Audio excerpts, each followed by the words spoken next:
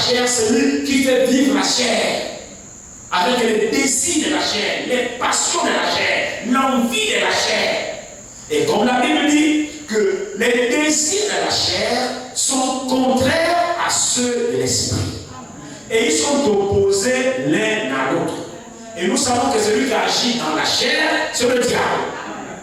Mais nous sommes nés effectivement selon le désir charnel. C'est pourquoi lorsque nous sommes nés, les plaisirs de la chair sont en nous. Maintenant, quand l'évangile nous est apporté, alors il s'agit maintenant pour nous de nous débarrasser des plaisirs de la chair et de vivre maintenant selon l'esprit. Et c'est là où nous déclarons la guerre contre celui qui agit dans la chair, c'est-à-dire contre le diable. Et ce combat-là commence le jour où tu écoutes la parole, le jour où tu prends position de divorcer avec le monde, maintenant pour t'engager à servir Dieu. C'est le jour-là que le combat a déclenché. Il ne prendra fin qu'au retour du Seigneur. Je veux que ces choses-là vous puissiez le comprendre. Le jour que tu as pris l'engagement, que non, maintenant, j'ai écouté la parole m'a touché, je suis convaincu de la vérité, et maintenant je prends position pour servir Dieu par l'engagement d'une bonne conscience qui est le baptême par lequel nous passons. Parce que le baptême, c'est l'engagement d'une bonne conscience envers Dieu. Donc quand nous prenons cet engagement-là, frères et sœurs, mais même là, ce jour-là même, c'est le jour-là que tu as déclaré la guerre au diable. Parce qu'avant ce jour-là, tu le servais. Avant ton baptême, avant que tu prennes l'engagement de servir Dieu, tu étais pleinement au service du diable. Tu lui obéissais sans problème. Tu faisais sa volonté parce que tu vivais selon la chair. C'est quand la chair évitait de faire ce que tu faisais, c'est ça le païen. Le païen vit selon les désirs de la chair. C'est la chair lui dit il ment. C'est la chair lui dit il vole. C'est la chair lui dit comment il est. C'est la chair lui dit bois le vin, bois le vin. Donc il marchait selon les orientations de la chair. Et qui dit marcher comme ça, obéit à la chair, obéit au diable.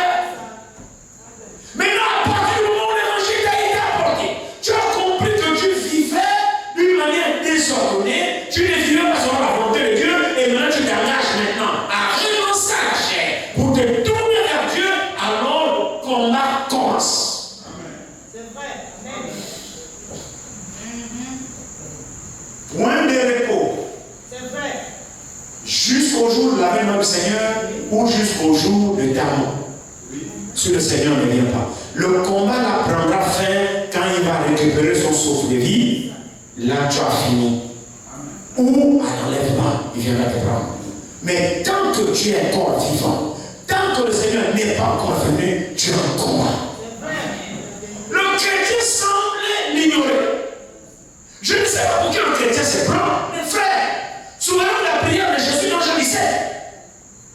Il dit, ils ne sont pas de ce monde, mais ils sont dans le monde. Je ne prie pas pour le monde, mais je prie pour ceux qui sont dans le monde, ceux qui ont reçu ma parole. Ceux qui ont cru à moi par la parole. Ils sont dans le monde. Je prie pour eux. Pourquoi? Parce que dans le monde, il y a le combat. Le combat n'est pas pour ceux qui appartiennent au monde, mais le combat appartient à ceux qui ont renoncé au monde.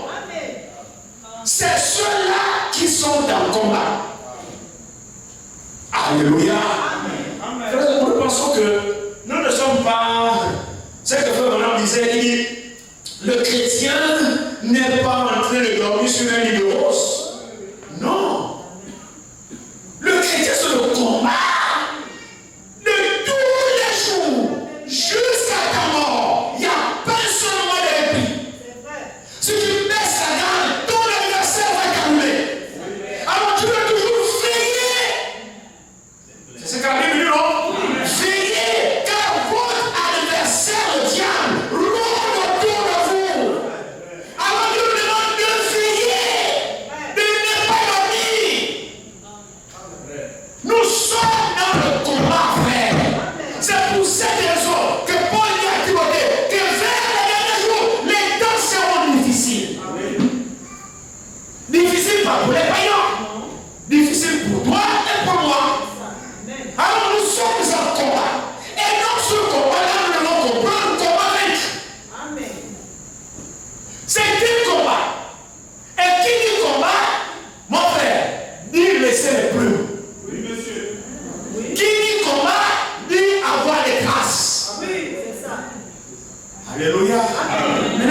combat, il est important que nous puissions identifier quel genre de combat et quel genre d'adversaire que nous avons. Ça, c'est aussi important que nous puissions le comprendre. Est-ce que ces micros-là sont bien?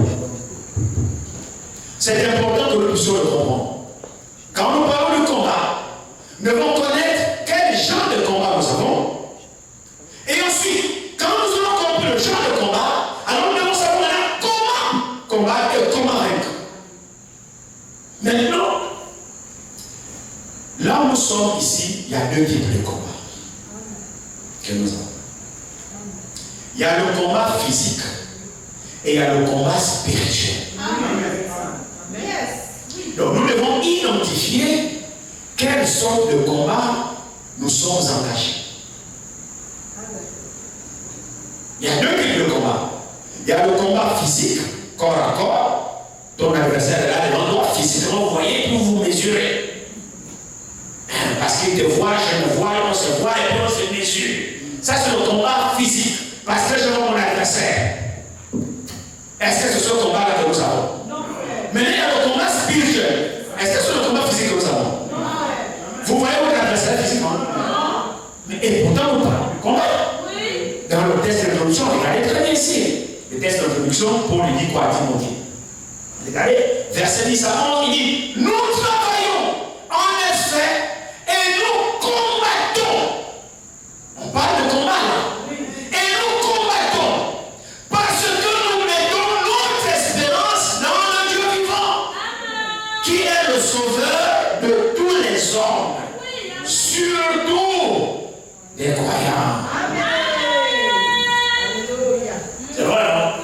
Et maintenant, au verset 11, il dit, déclare ces choses et enseigne-les. Enseignez quoi? Que nous sommes dans le combat.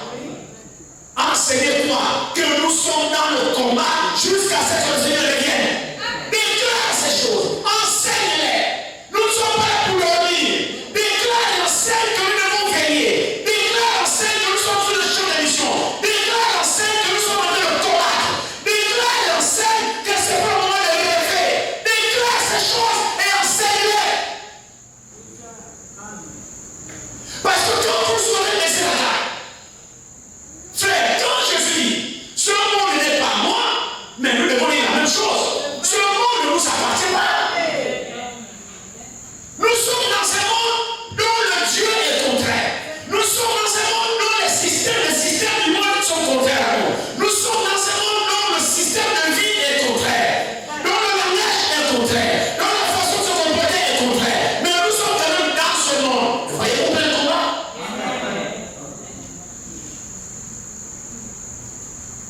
Alors, si c'est pas le combat physique, c'est le combat alors spirituel. Amen. Alors, si c'est le combat alors qui devient plus dangereux. Parce que si c'est le combat physique, je peux voir mon adversaire.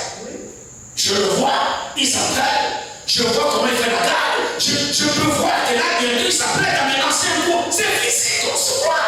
Donc, je sais que je peux éviter, je sais comment l'esquiver, je sais comment. Parce qu'il est en face de moi. Je peux prévoir, anticiper ses gestes. Parce que je le vois. Et maintenant, si c'est un combat physique, il faut d'abord que je le combatte avec des armes physiques. Il faut alors que je me prépare physiquement pour l'affronter physiquement avec les armes physiques parce qu'il s'agit d'un combat physique. Maintenant, si c'est un combat spirituel, ça devient compliqué. Parce que le combat spirituel, je ne vois pas mon adversaire. Or, il se trouve que moi, je suis physique. Mais mon adversaire, il est spirituel.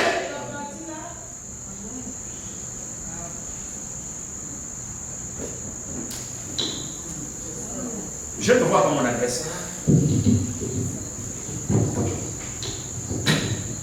Je vois pas mon adversaire. Il est spirituel. Mais je suis appelé à combattre un adversaire que je ne vois pas.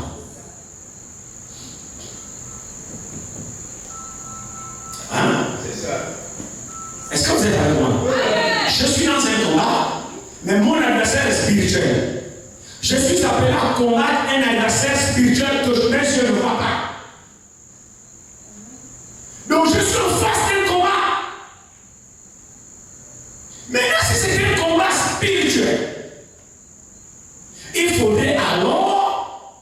que je puisse m'équiper des armes spirituelles. Parce que le combat spirituel, je ne peux pas combattre avec les armes physiques. Non. Mon adversaire n'est pas physique. C'est un combat spirituel. Alors il faut que j'ai des armes appropriées pour ce combat. Donc chaque combat a des armes. Si c'est un combat physique, j'ai des armes, le matériel qu'il faut avoir pour faire face à un combat physique. Mais si c'est un combat spirituel, il faut également aussi que j'ai des armes avec lesquelles je dois affronter le combat spirituel. C'est vrai, non? Amen. Prenons 2 Corinthiens, je pense, 2 Corinthiens 10. 2 Corinthiens 10, on dit ici.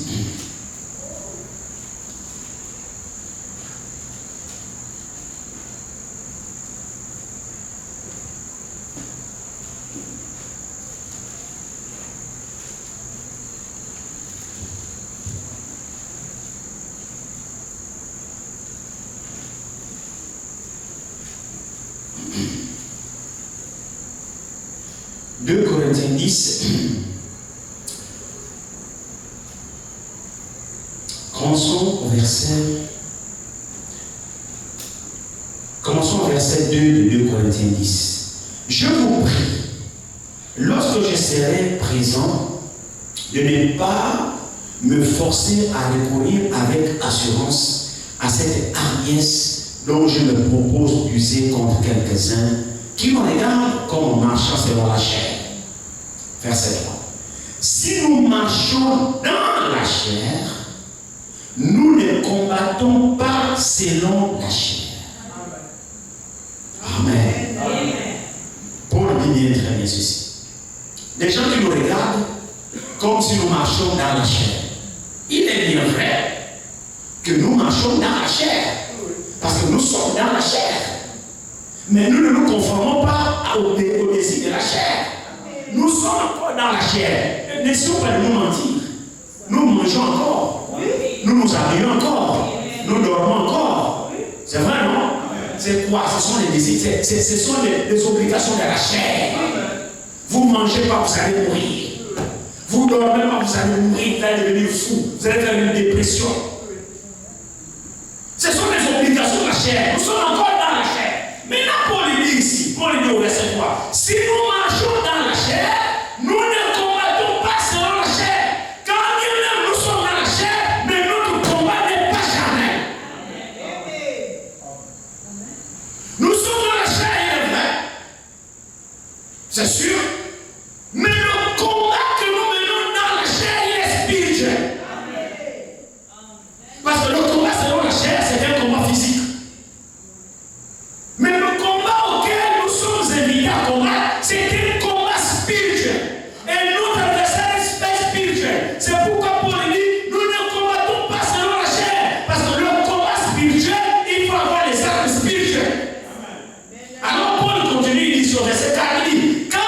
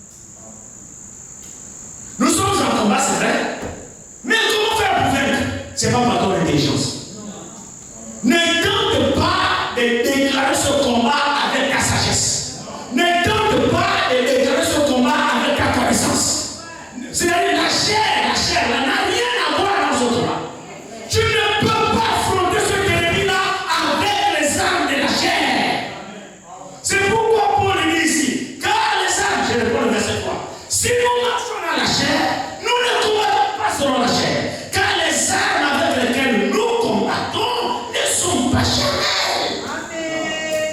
Mais ils sont puissants par la vertu de Dieu pour renverser les forteresses. Donc ces armes-là, même s'il y a les forteresses, si tu sais les manier, tu vas renverser.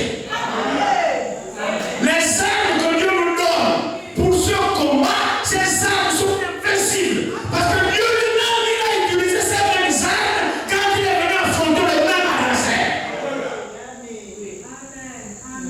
Dieu, en venant dans la chair, n'a pas combattu selon la chair. Il a combattu avec les armes spirituelles. Ce sont les mêmes armes qu'il nous donne. Il dit, prenez courage, j'ai notre nom. Vous aussi vous vaincrez. Alors nous sommes en combat, mais on doit comprendre comment vaincre.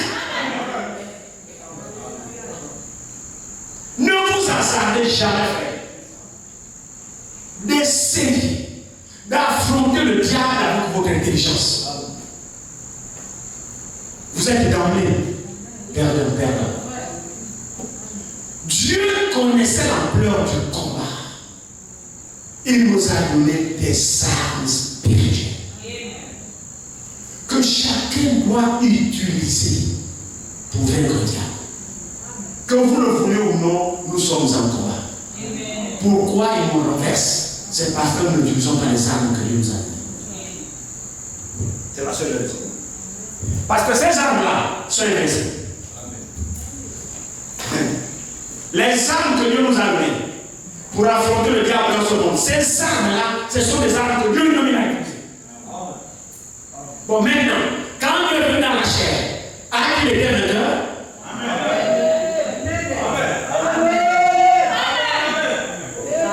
Je veux que l'église soit connectée à nous. Soyez dans le même esprit. Ne soyez pas distraits. Connectez-vous et saisissez la portée de ces choses. Paul a dit, déclare ces choses et enseigne-les. Amen. Nous sommes dans un combat. Ça, chacun dans le combat. Quand tu dors, tu te lèves chez toi, tu sors, tu marches. Je ne sais même pas si tu comprends ce que je fais. Est-ce que tu comprends que là où tu quittes ta maison là, tu sors de ta chambre, tu pointes le nez dehors, là tu vas sur le ring. Est-ce que toi tu comprends ça? Maintenant tu sors comment? Frère, le monde appartient au diable. C'est vrai, lisez le 4. La Bible dit qu'il ne transporte pas sur notre montagne. Il ne fait pas tous les royaumes de la terre. Qui? Le diable. Il a amené qui? Jésus, le son vainqueur. Il a amené sur notre montagne. Il a fait, regarde, tous les royaumes du monde. Tous les royaumes du monde, y compris le Gabon, m'appartiennent. Prosterne-toi seulement et tu m'adores, je te les donne. Alors nous sommes présentement dans le monde qui lui appartient. Ce sont ses désirs qui sont appliqués. C'est sa politique qui est appliquée. C'est sa vie qui est appliquée. Qui est imposée. Et toi et moi, nous sommes dans ce monde avec son influence. Comment faire pour vaincre? Parce que nous avons dit, vous êtes de ce monde, mais vous n'êtes pas. Vous êtes dans le monde, mais vous n'êtes pas de ce monde. C'est des expressions différentes. Vous êtes dans le monde, mais vous n'êtes pas de ce monde. Nous sommes dans le monde, mais nous ne sommes pas de monde. C'est-à-dire, nous sommes présentement sur cette terre, dans ce monde, mais nous ne vivons pas selon la volonté du monde. Nous ne parlons pas comme le monde. Nous ne nous comportons pas comme le monde. Alors, en faisant cela, il nous déclare la guerre. Il nous dit alors, très bien, vous êtes dans mon système, et vous voulez vous conformer, et bien je vais vous combattre. Alors, Dieu qui nous a appelés, qui s'est révélé à nous, que nous avons un royaume à venir. Nous ne sommes pas de ce monde et nous a précédés. Il dit, je m'en vais vous préparer une place. Alléluia. Pas ici. La place qui nous a préparée, ce n'est pas les maisons qui sont ici. Non, le palais présidentiel ne vaut rien. Mais c'est vrai ce que je dis. L'assemblée ne vaut rien. La maison que notre Seigneur est parti nous préparer, ce sont les choses que l'œil de l'homme n'a pas vu. Alors nous avons un royaume glorieux, un royaume éternel. Alors en vivant ici, quand nous avons reçu la révélation de ce royaume, alors nous nous comportons en conséquence.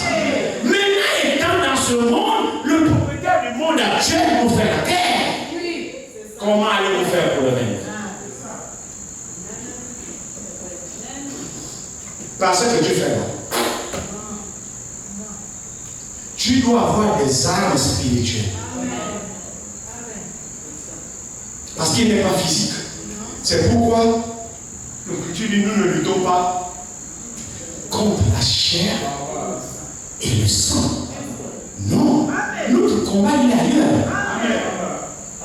Nous devons comprendre ces choses. Notre combat il est ailleurs.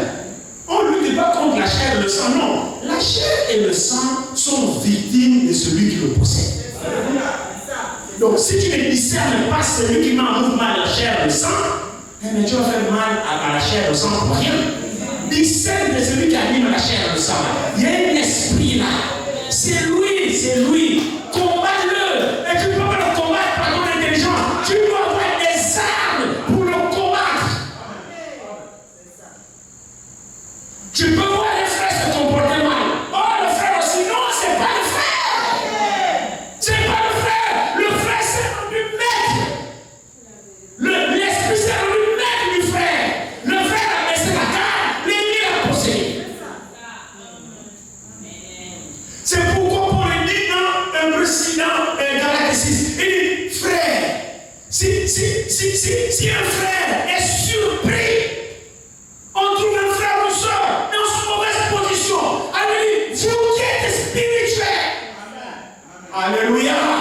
C'est-à-dire le frère ou la soeur qu'on a surpris en mauvaise position, là, la chair l'a gagné.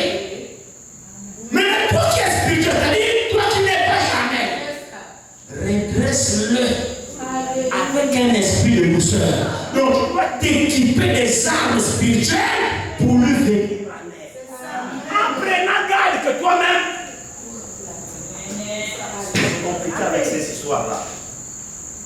Achetez-nous de nouveaux micros. Parce que ça commence à.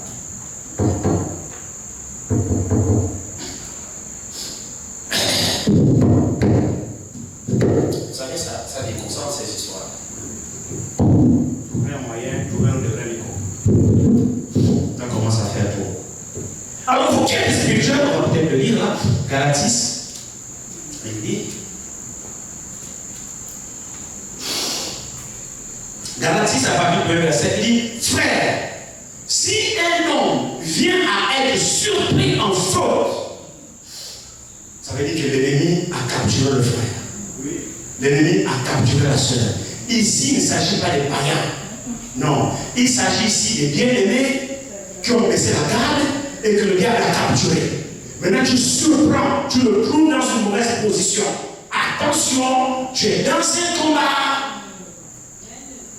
Toi qui es spirituel, premièrement, tu dois discerner l'esprit qui a emprisonné le frère et la soeur.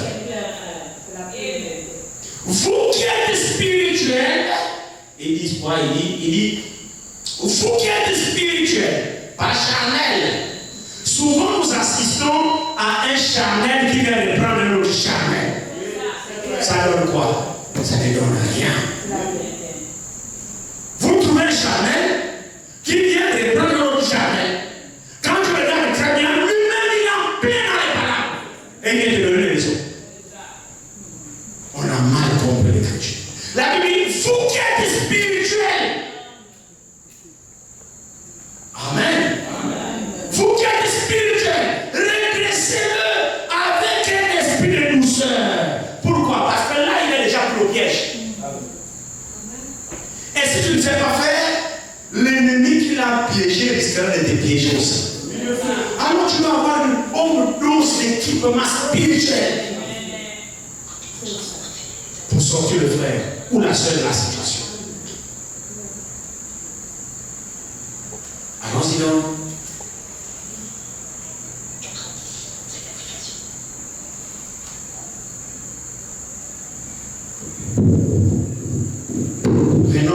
Prenons 2 Corinthiens 6. 2 Corinthiens 6, ici, il nous dit ici.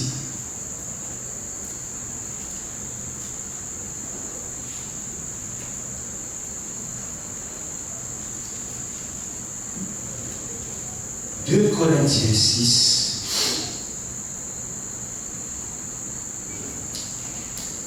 2 Corinthiens 6, verset 7. Et ici, commençons Commençons un peu plus haut. Commençons à partir du verset 4.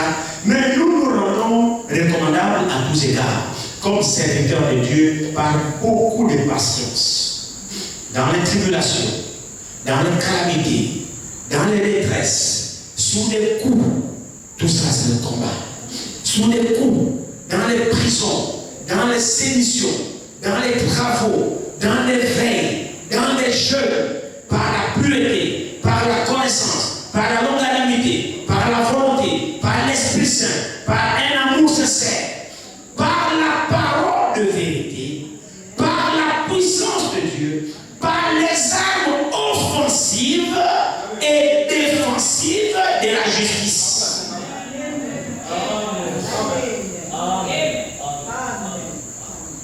Amen. Dans ce combat, si nous avons identifié que le combat est spirituel, alors nous devons être équipés des armes spirituelles.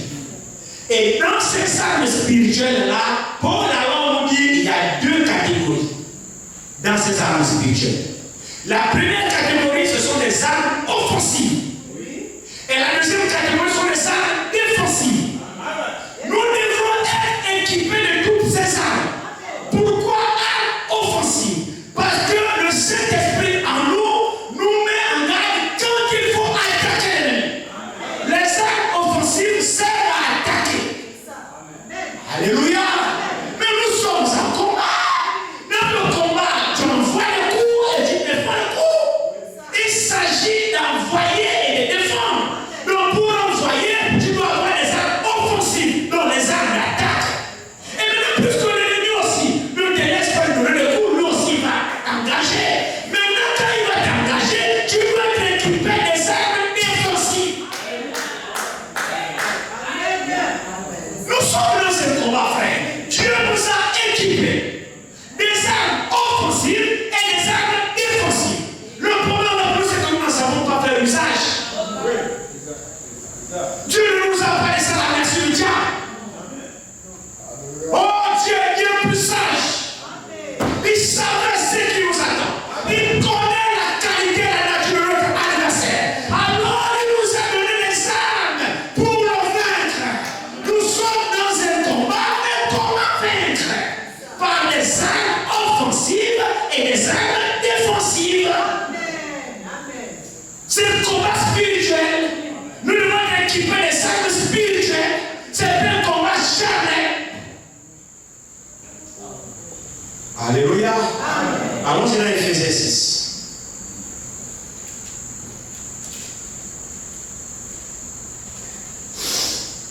Éphésiens 6. Partir du verset 11.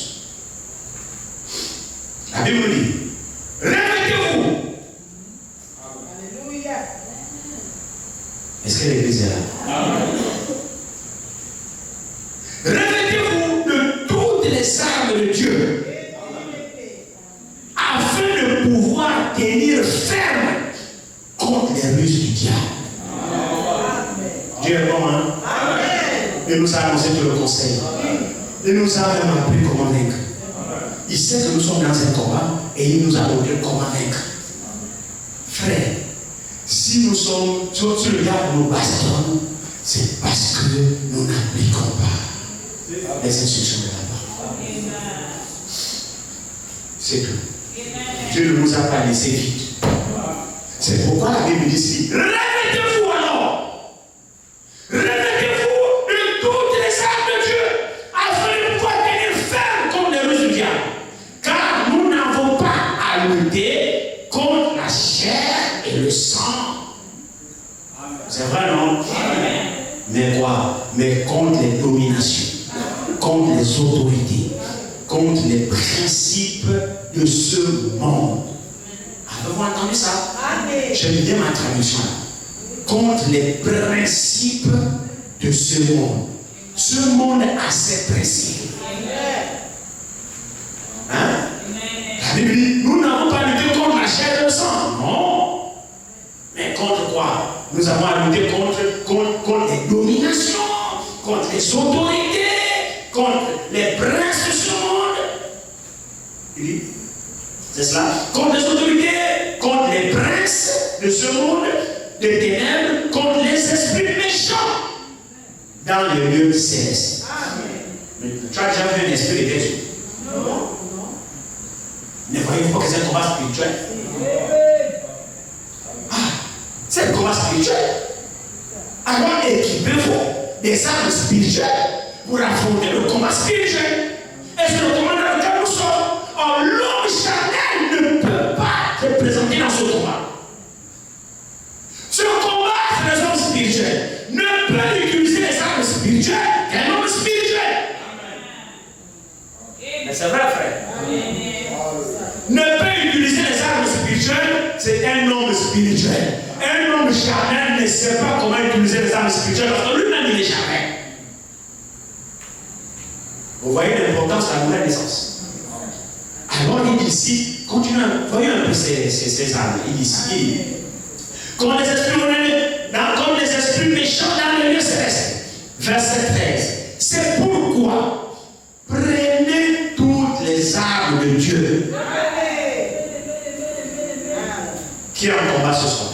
Amen. Vous êtes en combat? Vous avez quelle arme pour aller au combat? Vous partez dans ce combat avec votre intelligence. Oh non, bon, moi je pense que, moi je sais, non, sinon moi je connais, je prends la citation là, je sais, frère, tu vas manger à nous. C'est ça. Bon. Il dit ici, c'est pourquoi, c'est une recommandation, prenez toutes les armes de Dieu, n'en laisse aucune, ne néglige aucune arme. Toutes sont utiles pour vaincre cet adversaire qui est rusé. L'adversaire qui nous combat est rusé. La ruse, c'est une faculté de connaître beaucoup des astuces. Donc il connaît tromper, il connaît dribbler, il connaît ceci, il connaît ceci, il connaît. C'est ça la ruse. Donc la combinaison de tout ça fait de toi le rusé. Et la Bible dit, le rusé, c'est le diable. Il possède une certaine connaissance de beaucoup de choses. C'est pourquoi il peut, avec ça, user de la ruse. Toi, tu peux le tromper à quel paquet. Si toi tu es rusé, lui n'est plus rusé de toi. C'est pourquoi alors Dieu dit, prenez toutes les armes de Dieu. Toutes. Amen. Afin de pouvoir résister dans le mauvais jour. Et tenir ferme après avoir tout surmonté. Quel est ce mauvais jour? Mes frères, chaque jour est mauvais. Amen. Quand tu sors, il y a la tentation. Quand tu sors, il y a l'épreuve. Quand tu sors, il y a ceci. C'est les armes là qui te font tenir. Amen. Parce qu'ils rôdent autour de toi. Comme il n'a pas de repos. Il n'a pas de repli. Depuis le jour que tu as pris ton terre, il n'est pas content. Il veut te ramener dans son camp. C'est pourquoi chaque jour il rôde. Il cherche, il dit comment tu vas échapper. C'est vous qui le sous-estimez. Mais nous connaissons le fait. Et Dieu le connaît aussi. C'est pourquoi Dieu nous équipe. Il nous dit non, ce combat-là, n'allez pas, oui, ne pas par votre intelligence. Je vous donne les armes offensives et les armes défensives. Alors, Paul dit, prenez dans ce combat toutes les armes. Alléluia. Quand toutes les armes là, c'est les armes offensives et les armes défensives. C'est-à-dire, il y a un moment où vous devez attaquer. Et il y a un moment où vous attaquez, sachez vous défendre. Et Dieu nous a donné toutes ces armes-là. Et avec ces armes-là, nous allons le vaincre. Parce que le Seigneur lui-même a utilisé ces armes. Quand même il est venu, ce sont ces armes-là qu'il a utilisées et il a vaincu. Il était dans le même combat et il a vaincu par ces mêmes armes maintenant qu'il nous transmet.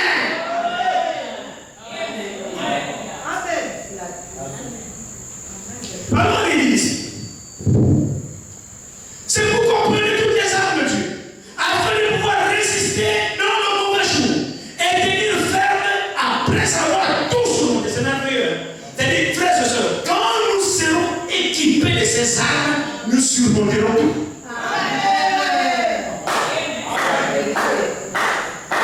C'est vrai. Si tu au moment opportun, tu surmonteras tout. Alléluia. Alléluia. De même que lui a vaincu, de même nous aussi nous vaincrons. Il s'agit du combat. Et comment vaincre? Mais lui il a vaincu comment?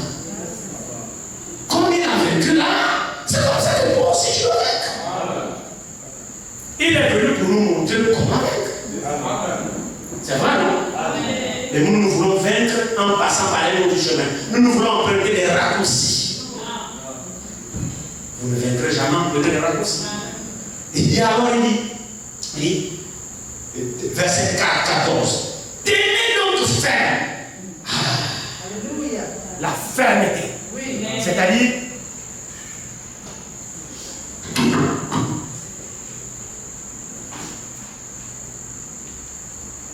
tenez donc ferme.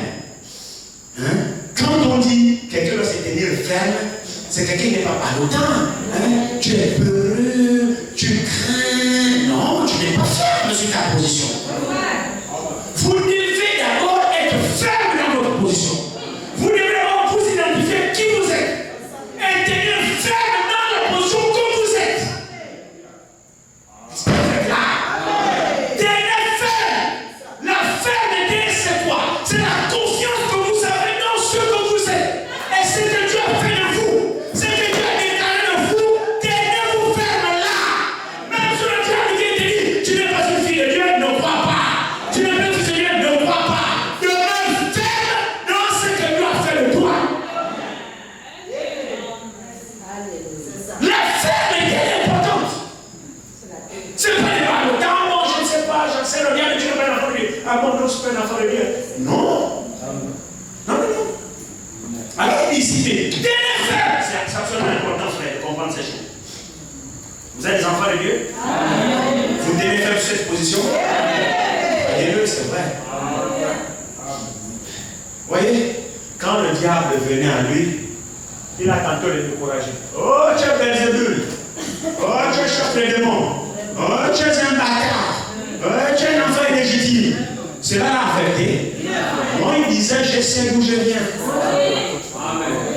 Vous ne me connaissez pas, vous ne connaissez même pas mon père. Je sais d'où je viens. Donc, il était ferme sur ce que Dieu a fait de lui. Il savait qu'il était le fils de Dieu. Et il savait que Dieu était son père. Malgré que, oh non, un enfant bâtard, oh non, Marie a trompé, oh non. Lui, il savait que tout ça, oh non, qu'à raconter. Lui, il était ferme parce qu'il savait qui il était. Vous savez cette même fermeté là? Vous devez l'avoir. Parce que si vous ne l'avez pas, vous ne saurez pas mettre, vous ne saurez pas prendre les armes là pour les utiliser. Parce que vous-même déjà, vous doutez même de vous-même.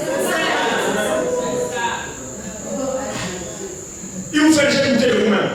Maintenant, ça sert à quoi que tu aies les armes? Ah, bon, moi, il a dit que je suis le diable. Amen. Il dit ici, il dit, tenez donc ferme. C'est vrai, non? Ayez à vos reins la vérité pour ceinture. Premier rang. Alléluia. Tenez donc ferme. Ayez à vos reins. Vous savez, les reins, c'est ce qui tient l'homme, hein? Oui. Hein? Les reins, c'est ce qui tient l'homme. La jonction de la partie supérieure, la partie inférieure, c'est derrière. Ah, il dit les reins là, c'est la ceinture de la vérité.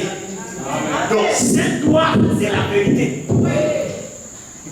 Donc, tiens-toi sur la vérité. Première arme. Quoi qu'il en soit, la vérité comme ceinture. Et la vérité, c'est pas ce que tu dis, la vérité, c'est la parole de Dieu. Ne prends jamais ton intelligence pour la vérité. Ne prends jamais ta pensée pour la vérité. Ne prends jamais ton imagination pour la vérité. Ne prends jamais ce que tu estimes bon pour la vérité. Tu es battu d'avance. Rassure-toi que tu te tiens sur la vérité et la vérité n'est que la parole de Dieu. Si ce n'est pas la parole de Dieu, ce n'est pas la vérité. Et le diable connaît la parole. C'est pourquoi il a falsifié. Il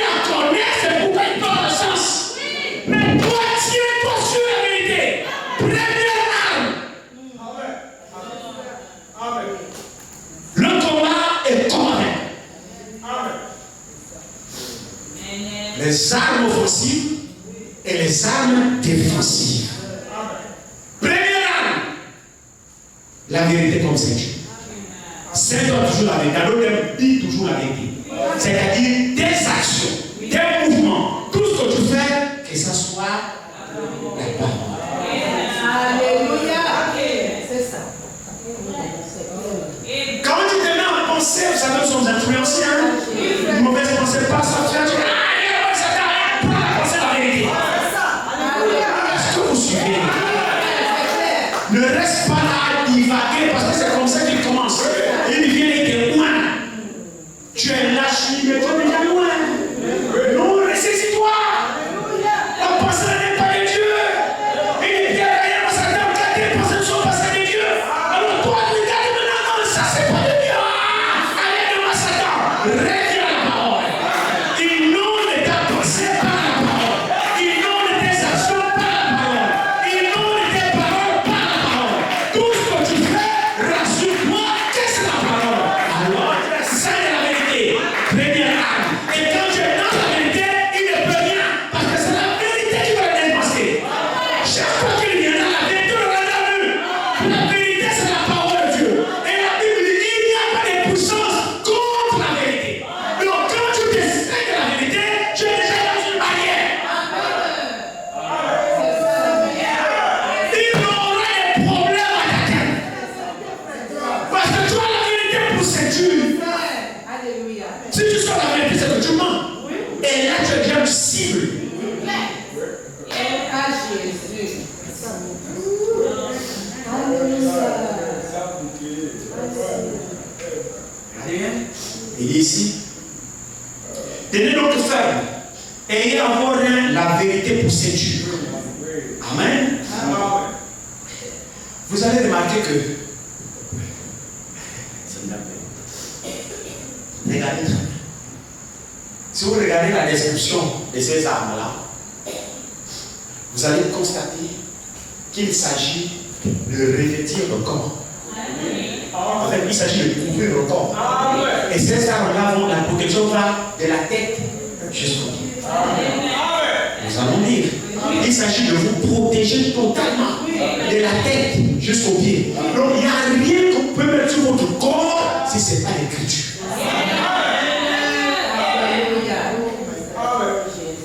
Quand vous portez les habits, le pantalon là ici, c'est un habit. Si je n'ai pas les ceintures, ça peut tomber. On voit ma nullité. C'est ça le mensonge. Parce que je ne suis pas saint de la vérité. J'ai mis comme ceinture le mensonge. C'est le mensonge. Ça ne tient pas. Mais si c'est la vérité, ça tient. La ceinture tient. La vie ne tombe pas. Vous me suivez, non? Alors on est dit ici. Tenez donc ferme, ayez-vous, c'est moi, la vérité comme ceinture. Tenez-vous donc ferme. Ayez à vos reins la vérité pour ceinture. Revêtez la cuirasse de la justice.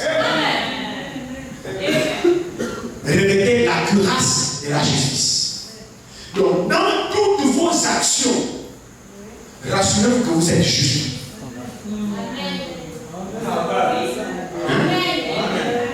Qu'il n'y ait pas d'injustice dans votre jugement. Qu'il n'y ait pas d'injustice dans vos pensées. Qu'il n'y ait pas de commis. Rassurez-vous que vous êtes juste dans ce que vous entreprenez. Revêtez la cuirasse de la justice. Donc une protection de la justice. La cuirasse. Premièrement, la ceinture de la vérité. Deuxièmement, la cuirasse de la justice. Amen. Et maintenant, il dit, troisièmement, mettez pour chaussure à vos pieds le zèle que donne l'évangile de paix. Donc, on a déjà pris la cuirasse, la ceinture, les pieds aussi. Les pieds là, comme chaussures là, sur le zèle. Pas le zèle des critiques. Pas le zèle de ton gossard. Tu es zélé pour aller critiquer de mauvaises nouvelles. Le zèle te met en marche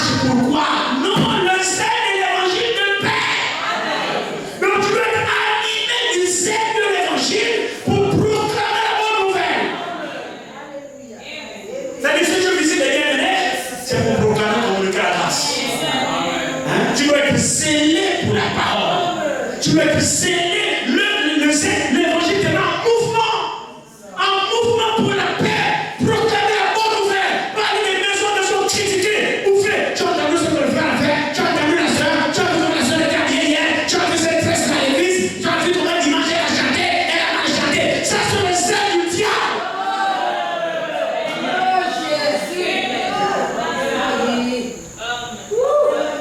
Que vos pieds soient animés du zèle de l'évangile qui donne la paix. C'est-à-dire, vous êtes en mouvement pourquoi? Pour les chrétiens. Vous êtes en mouvement pourquoi? Voilà, hier n'était pas à l'église, la soeur n'était pas à l'église. Oh mais non! C'est déjà une conversion du diable. Là, tu n'es plus équipé. Mon frère, ma soeur, tu es en combat.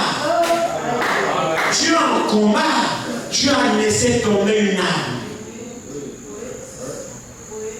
Et c'est par là qu'il va te bastonner. Et il dit, mettez pour chaussure à vos pieds le zèle qui donne l'évangile de paix. Amen. Prenez par-dessus tout cela, le bouclier de la foi. Ça, c'est les armes maintenant défensives. Vous suivez? Les armes offensives et les armes défensives. Le bouclier sert à protéger. Le bouclier, c'est quoi? C'est la foi. Quand il est écrit, il est aussi écrit. Il y a un mur là, armé. Bouclier de la foi. Oh, tu vois, non, je ne vois rien. Bouclier de la foi. Oh, mais regarde, non, je ne vois rien. Bouclier de la foi. Donc tu bloques ces coups, c'est enflammé, ces flèches, le bouclier de la foi. Il y a le frère. Quand le bouclier tombe, le frère n'a rien fait, c'est mon frère. Oh, mais la soeur, pour le bouclier de la foi, c'est ma soeur. Elle n'a rien fait. Je te vois, toi, Satan. Jésus n'a pas dit arrière de moi, Pierre, non. Il a dit arrière de moi, Satan. Il a dit Satan où? On ne lui pas pour la chair et le sang, mais pour les esprits mauvais. Il a vu Satan dans Pierre pour l'inspirer de fausses paroles. Souvent il vient, il nous présente le frère. Ah bon, un bel bouclier où? John Kessé, un bon direct. Et quand tu sors là-dedans, le frère c'est mauvais. Non, la soeur n'est pas bien. Tu as encaissé. À partir de là, tu es sous son onction. Je vous dis la vérité. À partir de ce moment précis, tu es déjà sous son onction. Il t'a envoyé un coup. Mais tu es en combat. Il n'y a pas que toi qui en sois. Mais lui aussi renvoie. Mais protège-toi. Par quoi? Par le bouclier. Regardez ici. Prenez par-dessus tout ça le bouclier de la foi avec lequel vous pourrez éteindre tous les traits enflammés du malin. Toutes ces techniques, toutes ces tactiques, il viendra à toi. Même si dans la parole, il est écrit, tu mets le bouclier, il est aussi écrit.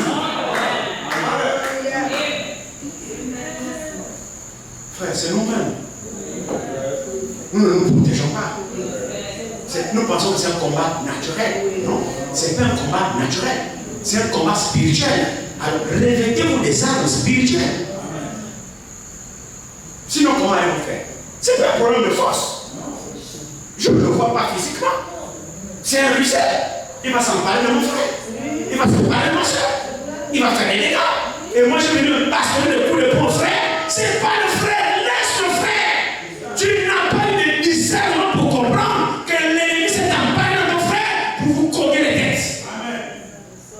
Mais si tu es spirituel, tu comprends, Satan, je te vois. Ça, c'est pas mon frère, je connais mon frère. C'est un bon frère, c'est un fils, je le connais. C'est pas lui, je te connais. Mais toi, tu n'auras pas mon frère. Alors tu fais quoi? Tu vas au front. Le front, c'est quoi? C'est pas parce que le frère, tu vas agir. Attaquer les armes offensives la prière. Tu vas dans le cœur de l'ennemi par la prière au nom de l'Éternel. Tu rentres dans le cœur, tu arrêtes le frère. Tu confrontes par la prière l'arme offensive.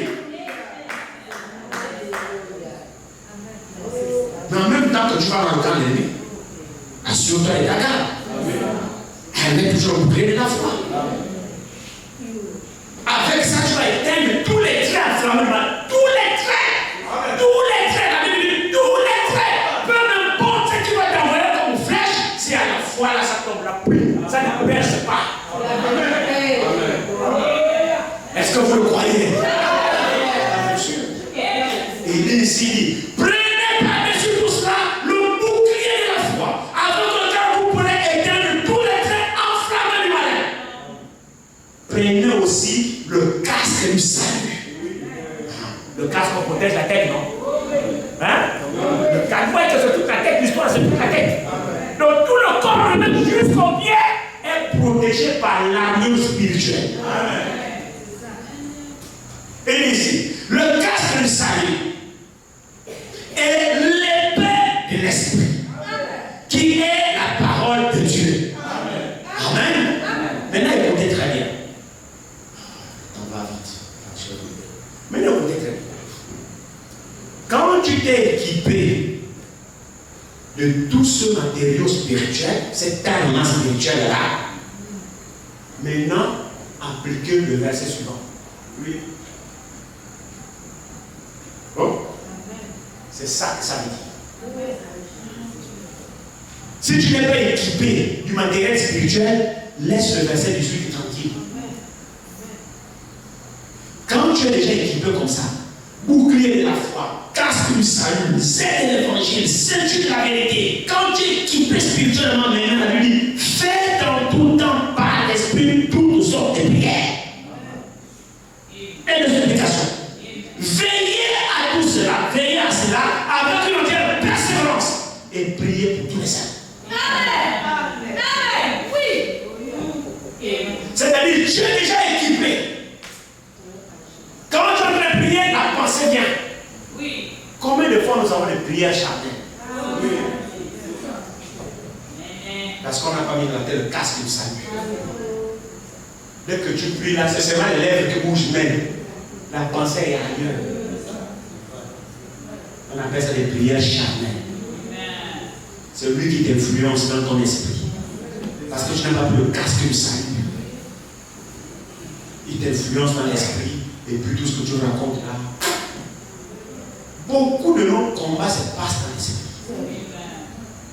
On est souillé dans la tête. Il a possédé la tête avec beaucoup de raisonnements. Beaucoup de nous, hein? Nous savons plus des péchés spirituels que des péchés naturels. C'est-à-dire notre esprit est plus souillé que notre corps. Il y en a qui s'abstiennent des péchés de la chair. Oh oui, il y en a. Il y en a. Vous trouvez les frères saints, les soeurs saintes, bien. Le corps pur, il n'y a rien. Oui, il y en a. Il faut un effort pour garder le corps pur, bien, il y en a. Mais qu'en est-il d'ici? C'est pourri là-bas. Mauvaise pensée, toiser, critiquer. Tout ça, c'est là. Dans la sphère de l'esprit. Amen. Parce qu'on est exposé. Chaque pensée, on croit. Chaque pensée, on croit. On ne se protège pas. Comment on peut vous vaincre? Dans ce combat,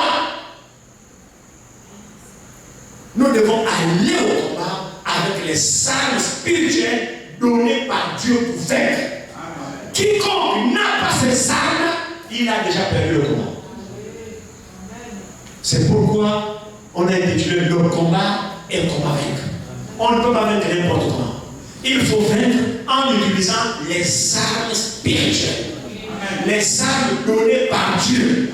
Aussi longtemps que nous sommes équipés de cette armure spirituelle, des armes offensives et des armes défensives, alors nous allons vaincre le diable. Amen.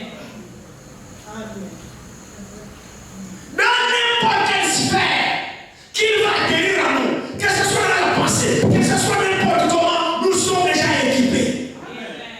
Dieu ne nous a pas laissé exposer aux actes du malin.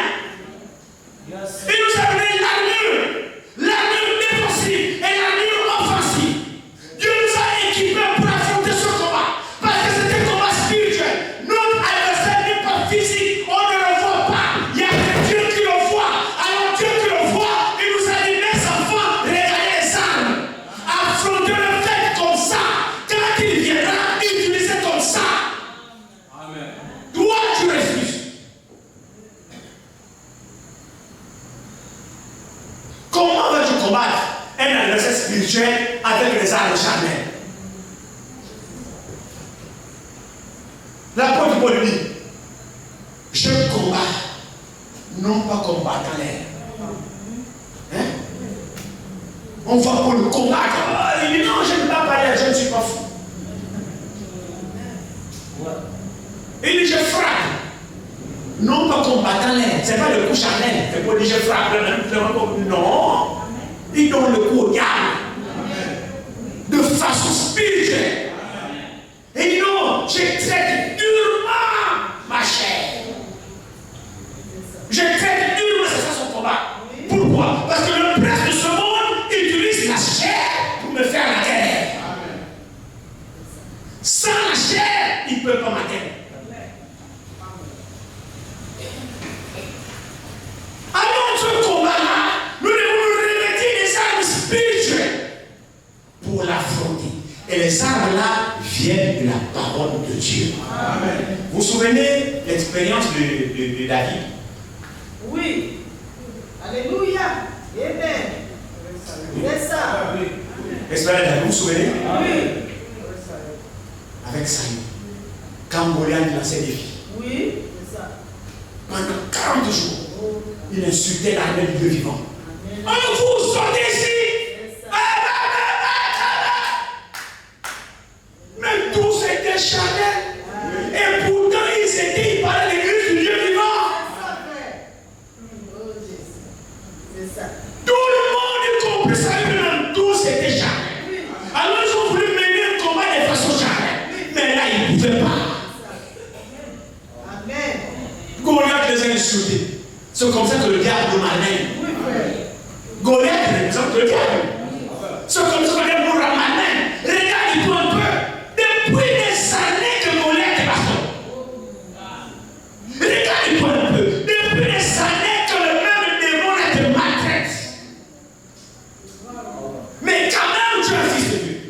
Quand même tu es une fille de Dieu. Tu viens écouter la parole chaque jour. Israël, tous les jours, ils avaient les prophètes. Ah, ils étaient le peuple de Dieu. Le peuple de Dieu. Mais Goliath était Dieu pendant 40 jours. Mais ils étaient le peuple de Dieu à la bouche. Aucune expérience spirituelle avec ce Dieu. Et nous devons que chacun, malgré leur formation, personne ne peut affronter Goliath. Malgré leur formation militaire, personne ne pouvait affronter Goliath. Tous avaient peur de Goliath. On va peut-être lire ça, et puis on va terminer.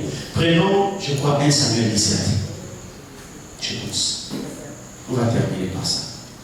Ce sont les choses qui nous servent des leçons. Nous devons comprendre que nous sommes dans le combat. Et dans ce combat-là, nous ne sommes pas seuls. Mais nous ne combattons pas comme chacun veut. Combattons selon Dieu, avec les armes données par Dieu. La victoire est assurée. Car ici, je crois, Samuel 17, je pense.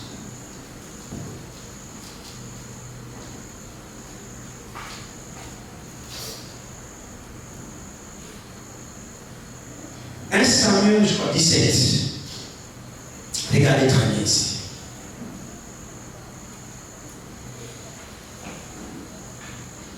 Un Samuel 17. Commençons au verset 24. À la vue de cet homme, tous ceux d'Israël s'enfuirent devant lui et furent saisis d'une grande crainte. Chacun disait: avez-vous vu s'avancer cet homme? C'est pour jeter à Israël un défi qu'il s'est avancé.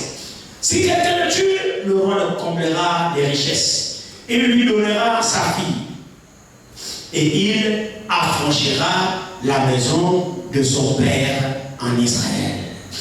David dit aux hommes qui se trouvaient près de lui: que fera-t-on à celui qui tuera ce Philistin et qui ôtera l'opprobre des dessus d'Israël?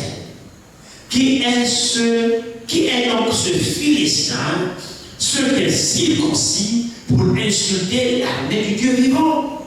Le peuple, répétant les mêmes choses, lui dit: c'est ainsi que l'on fera à celui qui le tuera.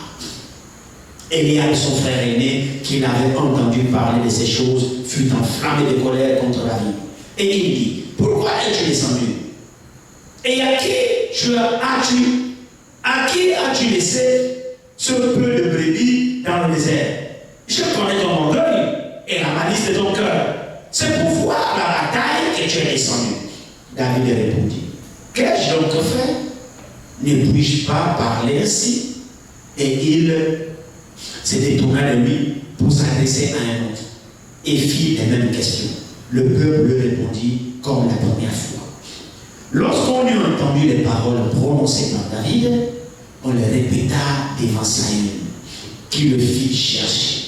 David dit à Saül, que personne ne se décourage à cause de ce Philistin. C'est merveilleux. L'église est là. Soyez plongés dans l'esprit de ce passage. Ton serviteur ira se battre avec lui. Saül dit à David, tu ne peux pas aller te battre avec ce Philistin, car tu es un enfant et il est un homme de guerre dès sa jeunesse. Amen. Amen. Mon frère, tu ne peux pas te battre avec le diable. Il est rusé depuis. Depuis le ciel là-bas, il est rusé. Depuis le jardin, il est rusé. Tu ne peux pas par ton intelligence. Tu ne peux pas. Mais écoutez la Bible. Verset 34. David dit à Saül, ton serviteur faisait paître les brebis de son père. Et quand un lion ou un ours venait enlever une du troupeau, je courais après lui. Je le frappais et j'arrachais la brebis de sa queue. S'il s'intéressait contre moi, je le saisissais par la gorge et je le frappais et je le tuais. C'est ainsi que ton serviteur a terrassé le lion et l'ours.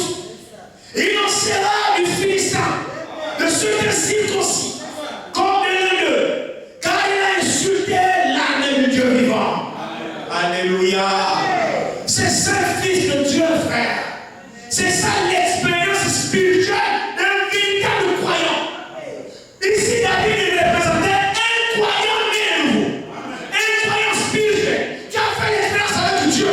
Non pas un membre d'église qui est tout le temps s'assoit, qui est tout dans le même péché. David ici représente un croyant né de nouveau qui a expérimenté Dieu dans sa vie. C'est important de comprendre ces choses. David était un croyant spirituel. Il connaissait Dieu, il l'avait déjà expérimenté. C'est normal que les autres fuient devant Goliath parce qu'ils ne connaissaient pas. Ils se disaient qu'ils étaient le peuple de Dieu, mais aucun n'avait expérimenté individuellement ce Dieu dont ils prétendaient adorer. J'espère que vous me suivez. Alors il dit ici, c'est ainsi que ton serviteur a terrassé le lion. Il en sera ainsi du Philistin, de ceux qui sont circoncis, comme l'un d'eux, car il a insulté l'armée du Dieu vivant. David dit encore, l'Éternel qui m'a délivré de la gifle, de la griffe du lion et de la patte de l'ours, me délivrera aussi de la main de ce Philistin. Et Saül dit à David, va, que l'Éternel soit avec toi. Alléluia. Qu'est-ce qui s'est passé avec David? David, dans le troupeau de son père, il était sur le chemin du devoir. David connaissait ce qu'on appelait l'amour des brebis. Il s'était accoutumé avec les brebis. Au point les brebis, les brebis sont devenus un. David sentait les brebis avaient l'odeur de David. Alors le David est tellement aimé les brebis qu'il ne supportait pas qu'une seule brebis soit tuée. Et c'est là où il exerçait la vie. Alors un jour, Dieu va éprouver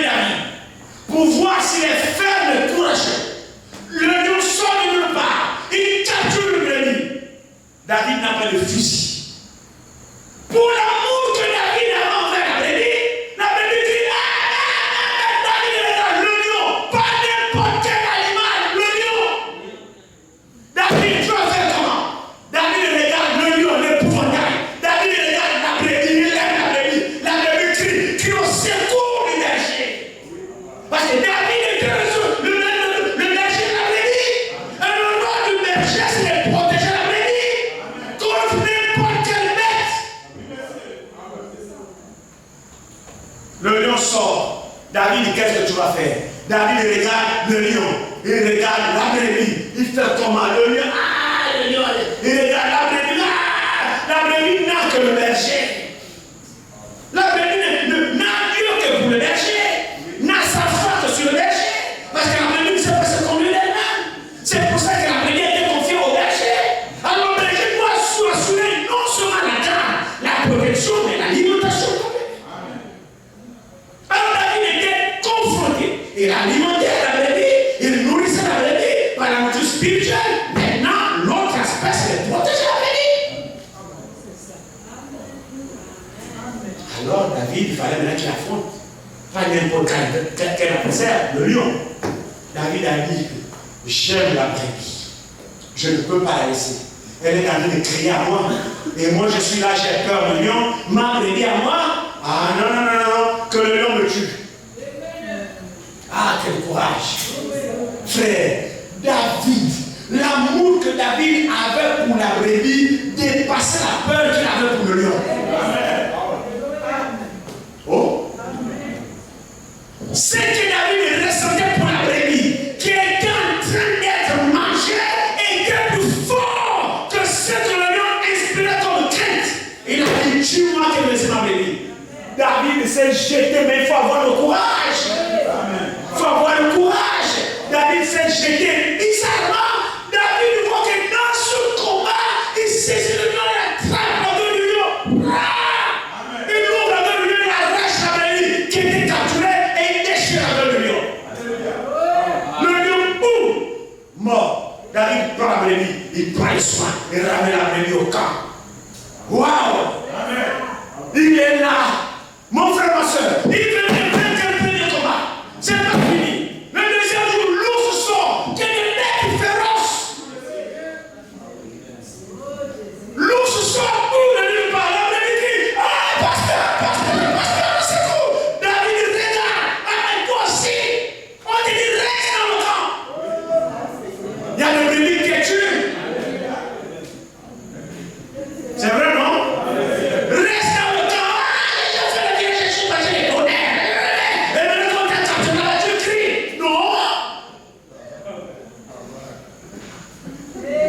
Tu allais écouter le tonnerre. Non, ça t'a tourné là.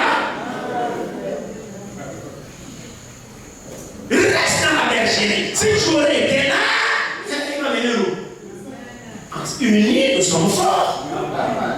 Mais les bêtes féroces là, ils cherchent à vous disperser pour qu'une se dégage. Tant que vous êtes ensemble, ils ne savent pas attaquer. C'est pas besoin de stratégie. Ils vous surprennent. Maintenant, la panique là.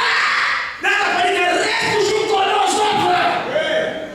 Ne te dégage pas du troupeau. Oh? Les chrétiens solidaires. Tu es lâché dans ton chemin. La communion ne te voit pas. À la prière, on ne te voit pas. À l'église, on ne te voit pas. Et quand tu es comme bien-aimé, priez pour moi. Tu étais où? J'ai écouté la parole. Les bébés qui ont du travail, mais comme David, c'était en lui, il va faire comment? On sauve d'abord, on va le demander après. Hein? On règle le compte après. Je te sauve d'abord. Après, je vais te corriger après.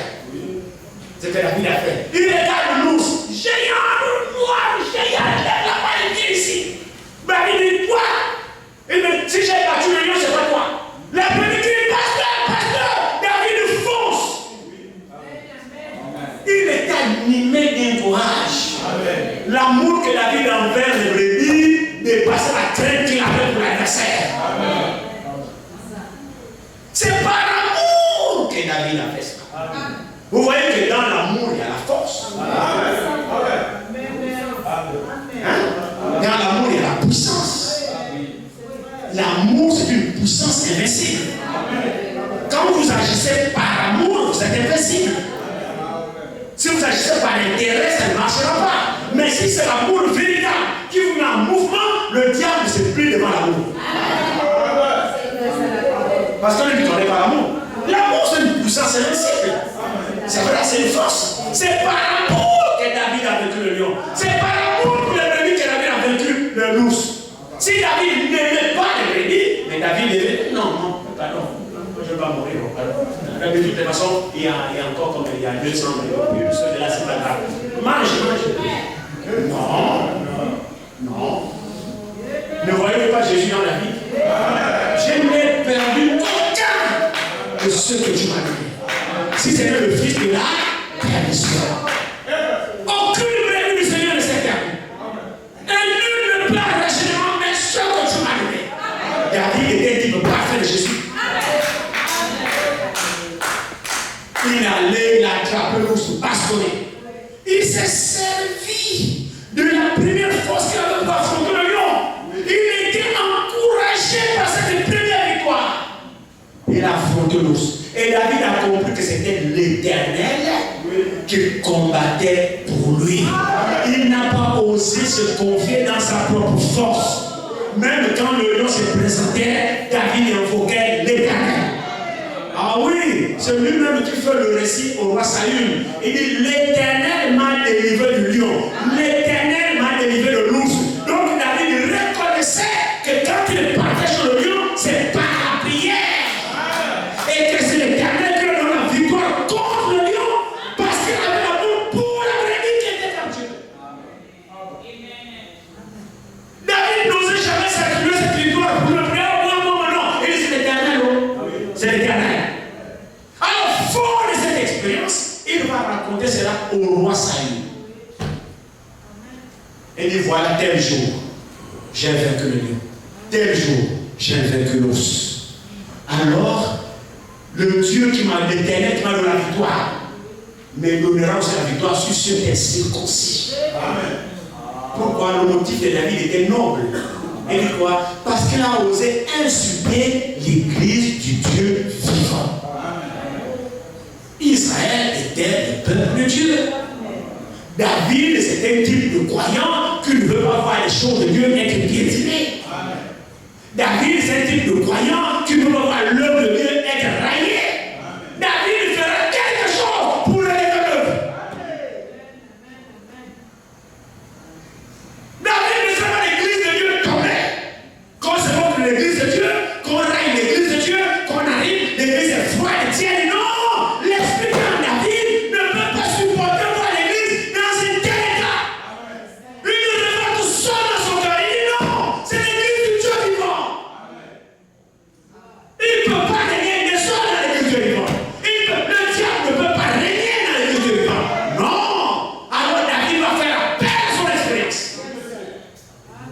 David avait les armes offensives et les armes défensives. David savait que dans ce combat, sans Dieu, il n'y a rien. Il a mis devant. C'est ça la défaite de l'église. L'église n'a pas compris qu'il faut placer Dieu devant. Mais l'église ne t'appartient pas. L'église, c'est l'église de Dieu. Mais que Dieu n'est pas dans sa propre église. La victoire est assurée. Le diable viendra, Dieu combattra. Amen. Faisons ce que Dieu nous demande. L'église, c'est l'église de Dieu, frère. Amen. Toi, sœur, qui es une fille de Dieu, toi, frère, qui es une fille de Dieu, faisons ce que Dieu nous demande. Et Dieu agira. Alléluia. Alors, David, fort de cette expérience, n'a pas supporté voir le chaos qui était dans l'église. Il a dit non. Il est allé voir, courageux qu'il était. Ses grands frères étaient là-bas, peureux. Toute l'église peureuse. David a dit, moi je parle. Il dit, bon, qu'est-ce qu'on fera à celui qui va donner la victoire? Oh non, celui qui va vaincre, non. Et le roi, il va se marier à la fille du roi. Le roi va élever sa maison, sa famille. David a dit, très bien, c'est ce qu'on va voir. C'est merveilleux. Qu'est-ce qu'on fera à celui qui vaincra? Il partagera la gloire avec le roi. Est-ce que vous voyez l'image? Celui qui vaincra partagera la gloire avec le roi. C'est vrai, non? Qu'est-ce qu'il y a dans notre âge? Apocalypse chapitre 3. C'est lui qui vaincra. Ne voyez-vous pas l'image? Au travers David. Mais pour cela, vous devez avoir vaincre. Si vous voulez régner, vainquez d'abord. David a dit, mais qu'est-ce qu'on fera? Il dit, non, voilà ce qui est réservé. Il dit, très bien, j'y vais. Oh non, tu es encore trop jeune. Ce homme, il est guéri depuis sa naissance. David dit, c'est pas grave. Je sais en qui j'ai cru. Le Dieu qui m'a délivré le lion, de nous, ça reste le même Dieu. Je suis pour une cause noble. Je peux voir l'église être piétinée comme ça. Les choses ne marchent pas. Les choses, je ne peux pas accepter ça. Alors, au nom de Dieu, je vais aller. Alors, regardez très bien ici. Il y a une image ici qui est intéressante ici. Après ce débat-là ici, effectivement. Alors, au verset 38, écoutez très bien. Verset 38. Saül fit mettre ses vêtements à David. C'est ça même. Il plaça sur sa tête un casque de rein. Vous voyez le casque là? Mais ce casque-là était charnel. C'est ça. Nous avons un casque spirituel. Amen. Amen. Vous voyez que le diable copie l'armure. Sauf que l'armure fabriquée par le diable est charnelle. Nous, nos armes sont spirituelles. Donc ici, le roi a donné le matériel naturel à David. Or, c'est un combat spirituel. Vous ne pouvez pas affronter le diable avec une armure naturelle. Affrontez-le avec des armes spirituelles.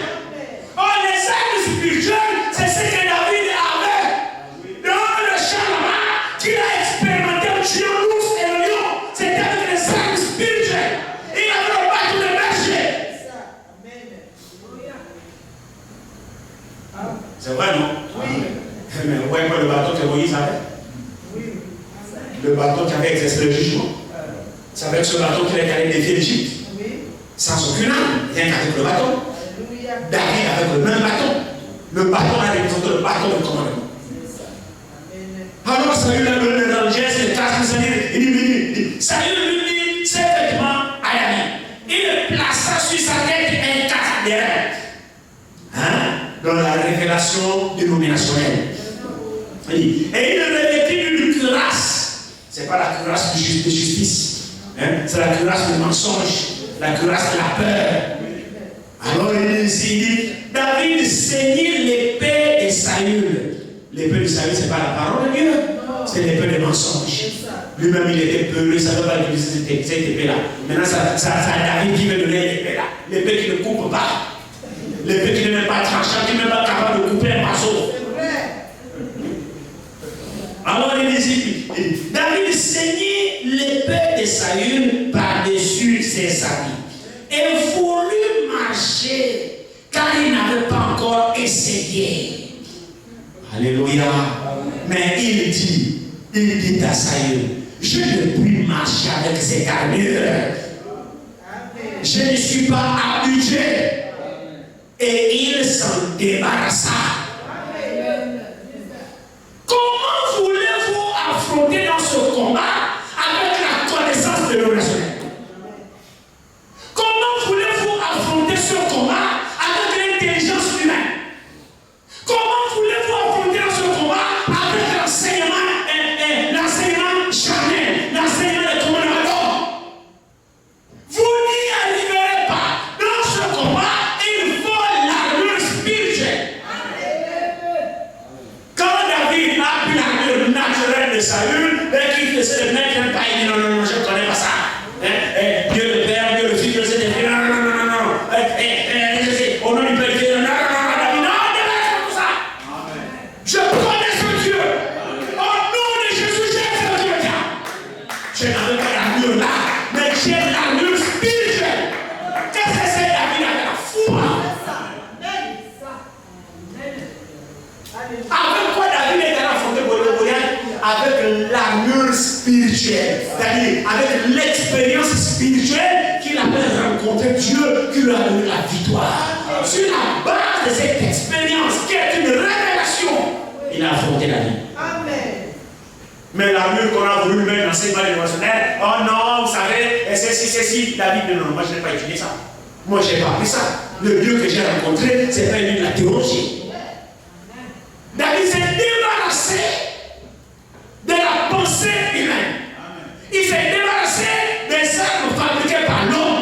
Et David a pris l'arme spirituelle qui est la révélation, l'expérience qu'il a faite ça qu'il est parti. Au nom de l'Éternel. Alléluia. Amen. Pas au nom d'une église. Non. Pas au nom d'un prophète. Vous n'aurez jamais la victoire. C'est pourquoi nous ne sommes pas des branamistes. Nous ne le serons jamais. Frère, être branamiste, c'est être des démons. Même si vous pesez vos amens, je ne le dis pas, j'ai déjà dit. Je répète encore. Être branamiste, c'est un démon. Le branamisme, c'est le diable. C'est un démon qu'on appelle le branamisme. C'est un démon. Je ne parle pas de l'homme Branham, le prophète de Dieu. Je parle du isme. À base de son nom. C'est un démon. Tous les branamistes sont des démons.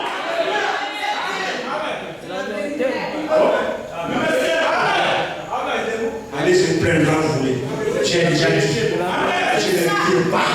Tous les branamistes sont des démons. C'est pourquoi nous ne sommes pas des branamistes. Non, nous sommes des chrétiens. Amen. Ça veut dire que pour tellement fort, nous sommes des chrétiens. Et nous croyons à William Marion Branham comme prophète de Dieu, le messager du dernier âge de l'Église. Tous ces faux prophètes ne sont pas des prophètes. Le seul prophète qu'on a reçu, c'est William Marion Branham. Vous qui partez écouter ces faux prophètes-là, vous recevez les démons. Notre prophète est William Marion Branham. Il est prophète messager. Mais ça ne fait pas de nous les branhamistes. Nous sommes des chrétiens. Le Dieu de Branham est notre Dieu. Le Jésus de Branham est notre Jésus. Le Jésus que Branham a prêché, c'est celui que nous prêchons. Le Jésus que Branham a adoré, c'est celui que nous adorons. D'où vient qu'on adore le Branham? Il y a un qui a dit.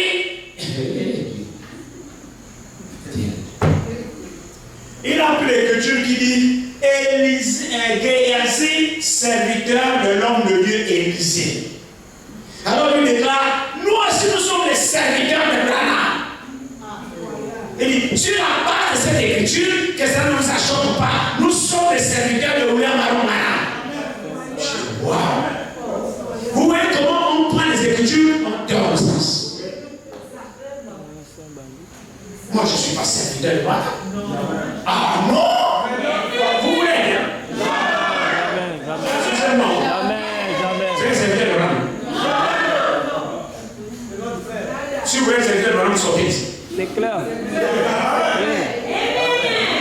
S'il y a des serviteurs de Branham, vous sortez ici. Ici, on appelle les serviteurs de Branham. Ici sont les serviteurs et les servants de Jésus-Christ. Le Seigneur Jésus est notre Dieu. Branham est notre frère. Nous avons tous servi avec lui, le Seigneur Jésus-Christ. Il est venu nous montrer le vrai Jésus-Christ. Amen. David est allé au nom de l'Éternel. Il a vaincu Goliath. Parce qu'il avait les armes spirituelles pour vaincre l'ennemi. Nous aussi sommes dans un combat. Revêtons-nous des armes spirituelles. C'est-à-dire, recevons l'enseignement biblique. Oh. Recevons l'enseignement biblique. Paul dit, déclare ces choses et enseigne-les. Revêtez-vous de toutes les armes spirituelles de Dieu pour vaincre. Parce que nous sommes dans un combat. Et comment vaincre? C'est par les armes spirituelles. Ces armes-là sont constituées des armes offensives et des armes défensives. Pas selon vos pensées, mais c'est écrit ici. Alors la victoire est assurée. Pardonnez-moi pour votre temps. Que Dieu vous bénisse. Désolé pour votre temps.